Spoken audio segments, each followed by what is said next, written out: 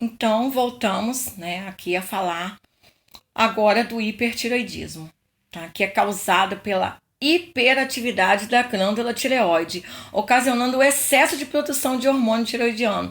Ela produz tanto hormônio, tá? Ela tem uma hiperatividade tão grande que a gente pode contar até 15 vezes acima do normal. Então, gente, é uma taxa muito grande de hormônio tireoidiano dentro do organismo.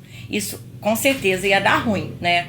Ia dar ruim. Por quê? Geralmente é causado, essa grande produção de hormônio é causado por tumores da tireoide, pelo bócio. O bócio é o aumento da glândula tireoide, tá? Ela fica aumentada, bastante aumentada. E a tireoidite, que é a inflamação da tireoide, tá? Aí sim, lá no hipotireoidismo acomete pessoas em geral. Aqui no hipertireoidismo, nós vemos que acomete 5 vezes mais mulheres do que homens, tá? Então, nós temos casos aqui de mais mulheres do que homens nesta fase do hipertireoidismo, tá? Então, é diferenciado dos dois por causa disso, que acomete mais as mulheres. Sinais e sintomas do hipertireoidismo. Tremor de extremidades. Então, as pessoas, você percebe o paciente com tremores nas mãos, nos pés, às vezes na cabeça, tá? Ele se mexe um pouco, parece até que é Parkinson, mas não é. Pode ser confundido com sintoma de Parkinson, pode sim, tá? Porque o Parkinson você vê tremores de extremidade e aqui no hipertireoidismo também você visualiza isso, tá? Aí, olha a diferença do hipertireoidismo para o hipotireoidismo. Nós vimos no hipotireoidismo o quê? Sobre o peso. A gente vê lá o aumento do peso. O paciente geralmente é obeso no hipotireoidismo. Aqui no hipertireoidismo, nós vamos ver a perda de peso. O paciente começa a perder peso. Então, a gente começa a desconfiar. E quando você vê um paciente que chega com um agravo qualquer e você vê perda de peso, tremor de extremidades, você vai eliminando caso a caso, você como enfermeiro, como técnico, você vai vendo que você sugere o médico, né, um pedido de exame de hormônio.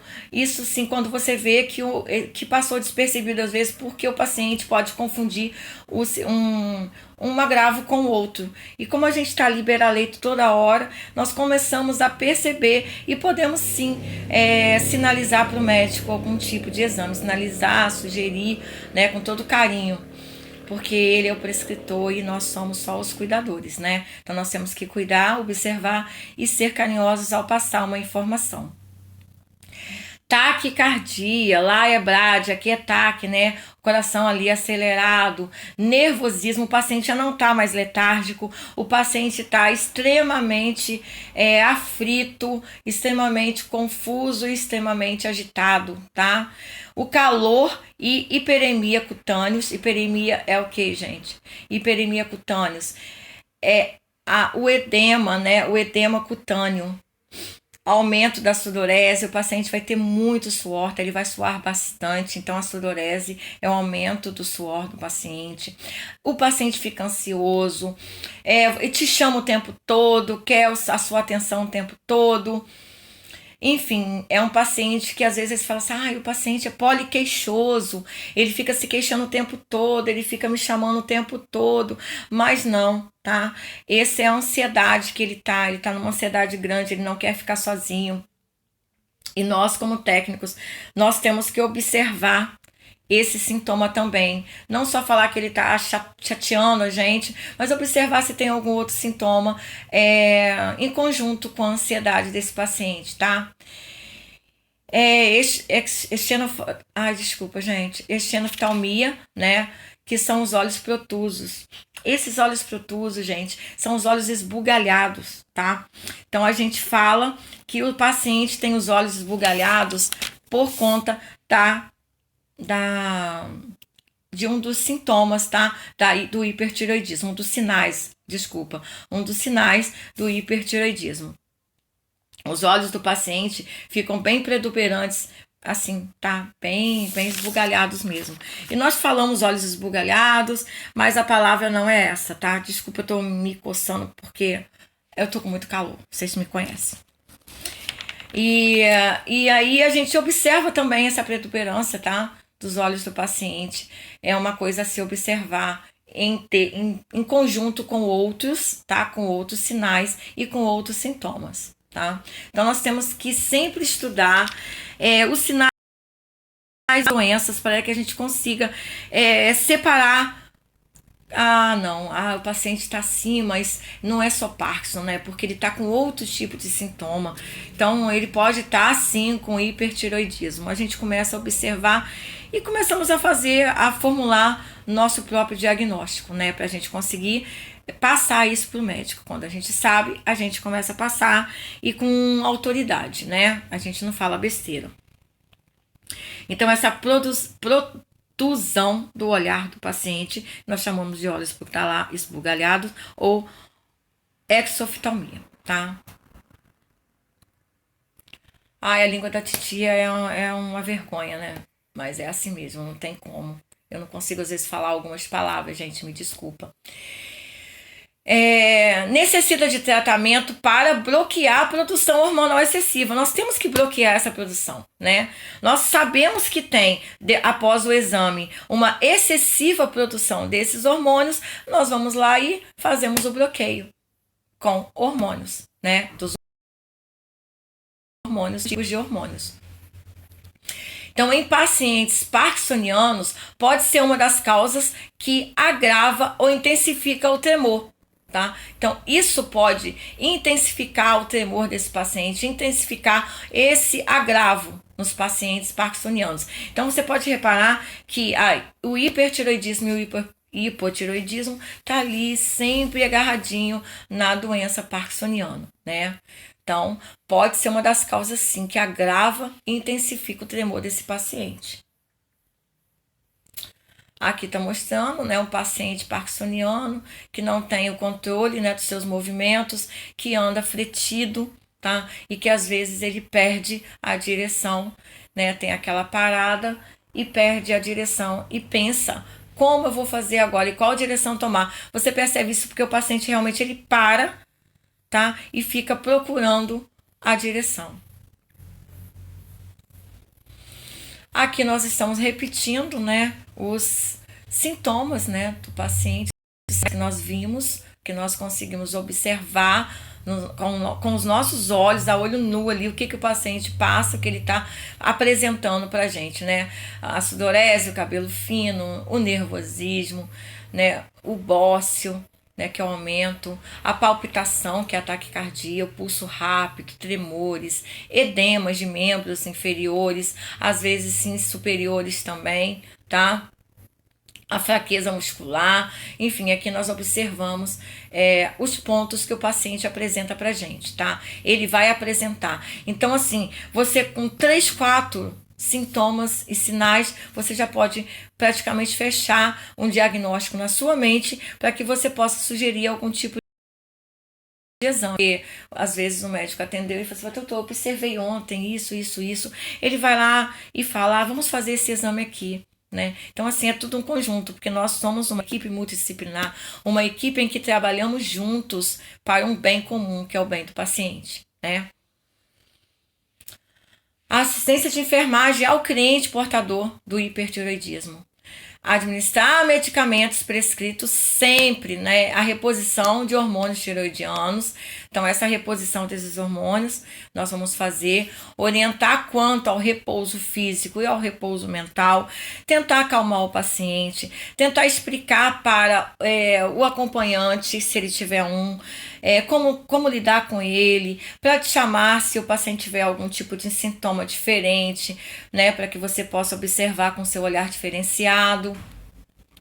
Né? Evitar alimentos condimentados e estimulantes. O paciente já está estimulado, o paciente já está ali, né, totalmente estimulado por conta do hipertiroidismo. E nós temos que fazer o quê? Vai dar um café para o paciente? Não, nós não podemos dar estimuladores, né, dessa energia. Nós temos que fazer com que o paciente se acalme e fique em repouso. Então, com certeza, a nutrição vai ser avisada de que o paciente está assim, né? E vai passar aquela para que o paciente possa não ter esses sintomas agravados, tá? Não ter esses sintomas assim elevados. Isso, pela alimentação, a gente também consegue. Então, observem vocês que é uma equipe multidisciplinar. É o técnico que dá o banho, que faz o curativo básico e que faz as medicações e que observa o estado do paciente, observa como aquele paciente passou as 24 horas e vai passar essa informação para o médico. O médico, na posse da informação, vai passar as medicações prescritas, os exames pertinentes àquele paciente e vai comunicar com a nutrição sobre a alimentação desse paciente. Então, é um conjunto para o bem que é o nosso paciente, tá? É o nosso foco, é o nosso alvo, é o nosso paciente. Por isso que nós temos que trabalhar em conjunto. Ninguém é melhor que ninguém ali dentro, tá? Vocês executam medicação, o enfermeiro executa cuidados mais complexos e o médico ele prescreve medicação e o nutricionista ele vai apresentar uma dieta adequada e balanceada e o fisioterapeuta vai fazer os... Então, assim, nós somos uma equipe e nós temos que, assim, somos uma equipe, não somos pessoas que não têm ali o valor, né? Nós temos um valor igualitário, tá? Cada um na sua função. Tratamento, né? Medicamentos antitireoidianos, né? Iodo radioativo, ele destrói a tireoide e interrompe o excesso de produção dos hormônios, tá? Então, o iodo radioativo que destrói e impede que o excesso de hormônio seja produzido, tá bom? Isso aí é importante. Cirurgia para remover a tireoide, essa remoção, eu falei lá, pode ser parcial ou total, essa cirurgia, tá? O médico e o cirurgião, eles vão ali observar se tem necessidade da retirada total ou da retirada parcial dessa tireoide, tá? Beta-bloqueadores, como o propranolol, são usados para tratar alguns sintomas, incluindo frequência cardíaca acelerada, sudorese, ansiedade e até que o hipertireoidismo ele possa ser controlado. Então, assim, o propranolol, nós vamos ter a incumbência de administrar para que os sintomas da aceleração cardíaca, do sudorese, seja sanado até que possa ser controlado esses hormônios, essa fabricação excessiva de hormônios, tá? Nós temos que controlar uma parte para tratar outra, porque senão tudo ao mesmo tempo e junto vai ser complicado, né? Então, assim, há uma separação para que o tratamento seja eficaz e finalizador, né, para esse paciente. Esse aqui é o Propil, a gente vê bastante, tá? É bem utilizado. Tô mostrando assim a caixa para que vocês venham se familiarizar com a medicação, tá? Aqui tá falando sobre a remoção da glândula tireoide. Eu creio que essa aqui foi parcial, né? Foi uma cirurgia, ele vai lá fazer a incisão e retirar parte ou total essa tireoide, tá bom? Então aqui é como é feita a cirurgia.